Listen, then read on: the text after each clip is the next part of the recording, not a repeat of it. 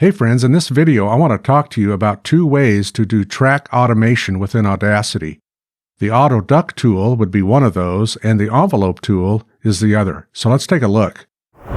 Hey, Mike Adams here with the Audacity Bootcamp. I've got a screen open before me here that has a recording in it. It's got actually 5 tracks in it. You'll see that the first track is a stereo track and the third track is a stereo track. And below those stereo tracks, I've got a little blurb of voice audio that I recorded.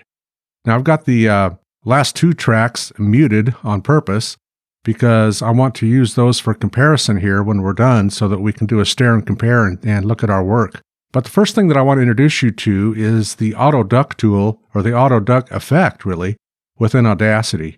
You know, most of us in our podcast want a little bit of an intro music, intro song coming in, and then overlaid on top of that is the voiceover introducing your podcast or whatever project you've got going. That's where track automation in Audacity comes in.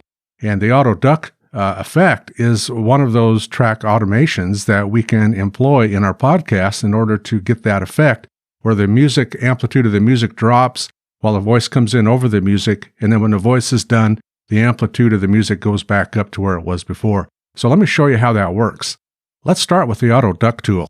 If I come to my top track here, which is in stereo, I left it in stereo. I'm just going to place the cursor here somewhere in the track, close to the narrative, close to the narration. And I want to play this for you by pushing the space bar.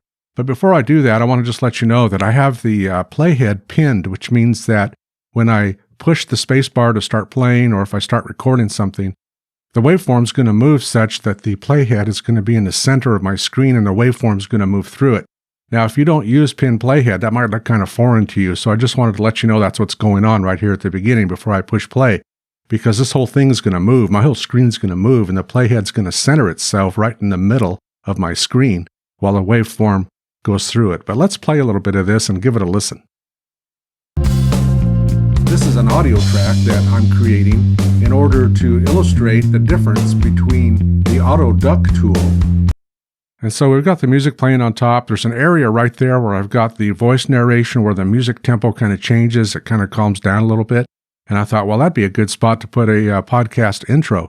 But the way it is right now, it's unusable because it's overpowering. The music's there. You saw it getting up into the red. It's getting close to clipping. And there are probably a couple of points in there where it did clip. So we want to take care of that. We want to duck that music down long enough for the narration and then bring it back up. And in order to do that, we're simply going to take our cursor, and I'm going to place it somewhere near the left of our voice track. And I'm just going to select through the music to somewhere to the right of our voice track, maybe like right in there. It's kind of arbitrary at this point. And then to duck that out, I want to go up to the Effect menu and simply click Auto Duck. Now, a word of caution at this point before we get into what's going on here. If you don't have a third track, or a second track rather, below the track that you want to auto duck, you're going to get this error. And it basically says, hey, nice try, but you need a control track. And what that means is you just need a second track below the one you're auto ducking that has a little bit of audio in it of some sort. That's all that means. If I just had that top track on here and I selected through it and I tried to do auto duck, that error is exactly the error that I would get. So if you see that error, you kind of have an idea of what's going on. But this graph here, when I go to auto duck, is telling me how much it's going to auto duck. These values are the default values that come with Audacity. And you can see that it's going to do the amount of ducking. In other words, it's going to bring the audio down by 12 dB. And it's going to stay 12 dB for the duration of the selection that I've made, and then it's going to come back up to normal. You'll also see that the fade down length is set to 1/2 second, as well as the fade up length set to 1/2 second. I don't mess with the inner fade down length or the inner fade up length. That's just a way to extend the fade down and fade up. I just leave those at the default of 0. And the threshold, which is the -30 dB, that's your control track. It wants to look for some kind of audio level within your control track, and the default setting is a -30. That's saying that your control track has to have some audio in it that's got a level greater than a -30, which is not a problem. I just leave that at a -30. I don't usually touch it. Now, if I click OK at this point, it's going to auto-duck that selection that I have. So let's do that. Let's click OK right now. And you'll see that it did its thing. It auto-ducked my music down for me by a value of 12 dB. And so if I put my cursor back here to the left and I play through a little bit of this again, let's listen to what it sounds like. This is an audio track that I'm creating in order to illustrate the difference between the auto duck tool and the envelope tool within Audacity. What I'm going to do is I'm going to also lay in here a music track, and I'm going to duck down that music track in order to put this voice over top of the music track as sort of an intro to a podcast. And so let's do it right now. Okay, so that was a decent fade. You heard it fade out, you heard the voice come in and talk over it. Now, a downside to auto duck is you can't adjust it once it's done. It's once and done. It's done, it's over. It's set there for good. So I really don't have the ability to go back and edit what I just did, but I always have the ability of doing Command Z on my Mac computer, and if you're in Windows, of course, it's Control Z to undo that. So if we hit Command Z and I undo what I just did, I can go back up to the Effect menu and back to Auto Duck, and I can make some changes because, to me, the music was still a little bit loud. So I can change this. I want to change my minus 12 dB to a minus 18 dB. Now I can go into the duck amount window and just type minus 18 if I want to, or I can grab one of these control points and I can drag it down to a minus 18, or roughly in there. It's a little bit sensitive sometimes. So let's call it right there to a minus 18. Now while I've got this window open, let me show you something else. I can also adjust the amount of time or the length of time that it takes to fade down and fade back up. Right now it's a half second. I might want a little bit more than that. I might want a full second. So if I come over here to this control point and I bring it over, this is one way that I can adjust it. I can get it to 1 second, or I can just simply come in here to the window and type 1 and hit enter. And voila, I've reduced my audio down by a value of minus 18 instead of minus 12, and I've got a little bit longer fade in and fade out time. So let's listen to this. We won't listen to the whole thing, but we'll listen to the fade out, and then we'll jump over and listen to the fade in. This is an audio track that I'm creating in order to illustrate. Now let's listen to it fade back in. That's sort of an intro to a podcast. And so let's do it right now. Boy, nothing wrong with that, is there? That sounds really good. So that's one way to do track automation within Audacity. If you need to do a voiceover and you want to fade your music out, you can use the Auto Duck tool. Again, a drawback to the Auto Duck tool is you can't manipulate what you've done once you've done it. You have to undo it and start all over again, basically.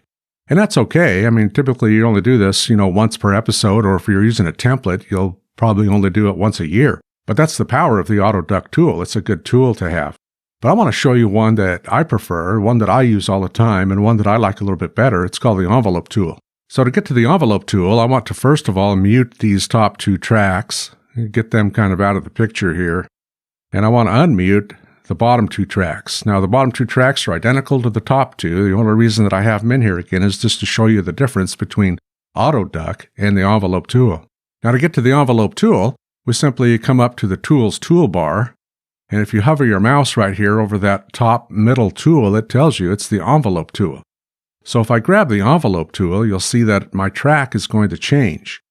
And the way that my track changed is it put this thin blue line both above and below each track now that the envelope tool is selected instead of my normal selection tool. You'll also notice that my cursor changed to this like double caret or this double triangle, these opposing arrows looking at each other. That's an indication that I am now not in my selection tool anymore, but that I'm in the envelope tool. So the way that I use the envelope tool is if I come up here to one of these bars, one of these blue bars on my track, and I click it once, I've put a control point on the track. You can see the control point is visible there. I can get my cursor out of the way. It's visible there in those 4 dots. The reason that there's 4 dots per control point is so that you can either lower or raise the audio level within the track. If I choose to lower it and I just have one control point like this, it's going to lower the audio in the entire track. So let me grab one of these points here, and let's lower this. And you'll see that I'm able to crunch that audio down, but it's crunching down the audio in the entire track, and I don't really want that. So I'm going to Command Z to undo it. And show you this. If I want to amplify the audio, I can come down to one of the two middle control points, either top or bottom, it doesn't matter. And I can raise it up in order to raise up the audio. Now, the advantage of using that top control point when you're doing track automation this way is that it avoids clipping. If I'm bringing up my volume using one of those two center control points, I can clip my audio. I can make it sound really bad. But if I hit Command Z and I grab this top one again and I try and go higher with it, it won't go higher than the track. And so I can't clip. It's a safety net for me that prevents me from accidentally clipping my audio. So I always use the outer control points. Now, to do a voiceover and a duck down using the envelope tool, I need 4 control points, and that will become evident as to why. If I click once here, and it's kind of just arbitrary right now, and I click right beside it, and then I come to the other side of my audio and I put 2 more control points. Now I've got 4 control points in my waveform that I can use to duck the audio. This one over here dropped a little bit, so I'm going to bring it back up. And I think this one here dropped a little bit, so I can bring it back up. Now, when you're using control points in the envelope tool, it always lowers the audio to the next, or raises the audio, depending on what you're doing, to the next control point. So in other words, if I grab this control point here, it doesn't lower the audio in the entire waveform. It only lowers it between the other control points, the adjacent control points on the left or right of the control point that I'm using. So this is a good way to duck my audio down here. And if I go grab the other side, I can duck my audio down here, and I can get that blue line pretty much straight. And then I know that I've added track automation using the envelope tool instead of auto duck. Now, just by looking at this track, I can tell that I probably am going to want to back this one up a little bit and fade out a little bit sooner, because I start speaking right here and it's going to sound kind of clumsy. So here's another strength of the envelope tool. I can grab one of these control points that I made, and I can simply drag it back, and I can adjust my fade out and fade in time this way. So I can bring it back to here and let go of it. On the right side here, you'll see that I probably faded back in a little too slow. So I'm going to grab this point here, and I'm going to bring it back to right about there. And then I'm going to grab the outer control point and make it look kind of uniform here and bring my audio back in. So now I'm going to go up to the Tools toolbar and I'm going to select the Selection tool. I'm going to play through this little piece for us.